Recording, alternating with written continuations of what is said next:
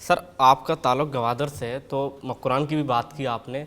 جب سی پیک شروع ہوا تو کہا گیا کہ یہ گوادر کی تقدیر بدلے گا، لیکن اب یہ وقت آیا کہ گوادر کے لوگوں کے پاس نہ بجلی، نہ پانی، نہ گیس. تو سی پیک کا کیا فائدہ ہوا وہاں کے جو عوامی لوگ ہیں؟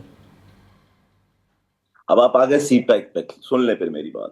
دیکھیں، سی پیک جب آیا بلوچستان میں، تو پاکستان میں بلکہ اس دور میں آپ کو یاد ہوگا حکومت کس کی تھی. اس دور میں حکومت جو تھی سی پیک میں، وہ اس وقت بلوچستان میں اس وقت حکومت تھی ڈاکٹر مالک صاحب کی. مالک صاحب کی. اور ڈاکٹر مالک صاحب اتحادی تھے مسلم لیگ نون کے. سی پیک کے مد میں آپ سب سے پہلے یہ بات سمجھیں کہ سی پیک کے مد میں انویسٹمنٹ آئی، پلانٹس لگے، جو بجلی گھر بنے. وہ investment, direct investment, foreign direct investment جس کو کہتے ہیں، وہ آیا. اس کے علاوہ سی پیک نے کچھ لون دیے، 5 سے 7 ارب ڈالر.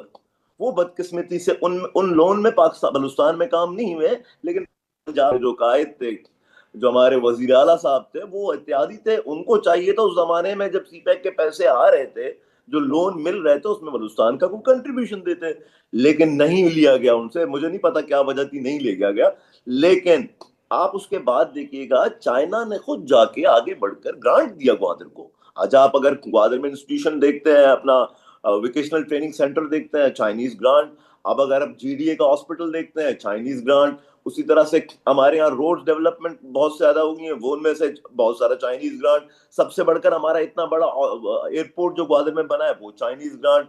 پورٹ جو آپ کا بنا ہے، اس میں بھی پیسے لگے ہیں، وہ انویسٹمنٹ تھوڑی بہت کی ہے چائنیز نے. ادر وائز گوادر میں گرانٹ پہ سارے چیزیں بنی ہیں، اسکول سے لے کے کالج سے لے کے ووکیشنل ٹریننگ سے لے کے روڈ سے لے کے یہ پلانٹ سے لے کے آپ کے ایئرپورٹ سے لے کے. وہ ہم ان کا شکر گزار ہیں چائنیز کا، انہوں نے یہ گرانٹ دیا کہ گوادر جہاں پر میگا پروجیکٹس آتے ہیں، وہاں پر خوشحالی کے ساتھ کچھ مشکلات بھی ہوتی ہیں، جو اکثر وہاں کے لوکل لوگ بیئر کرتے ہیں. اور اسی طرح سے ہم لوگوں نے، ہمارے ماہی گیروں نے، ہم سب لوگوں نے وہاں پر جو گوادر پورٹ ابھی بنا ہوا ہے، وہ اس جگہ میں ہمارے مچھیرے، ہمارے ماہی گیر وہ جاتے تھے. اور وہ ان کے مچھلی پکڑنے کا بہترین جگہ ہوتا، جھینگے وغیرہ پکڑنے کا بہترین جگہ ہوتا تھا. لیکن آج وہاں پورٹ ہے، وہ ہم نے قربانی دی.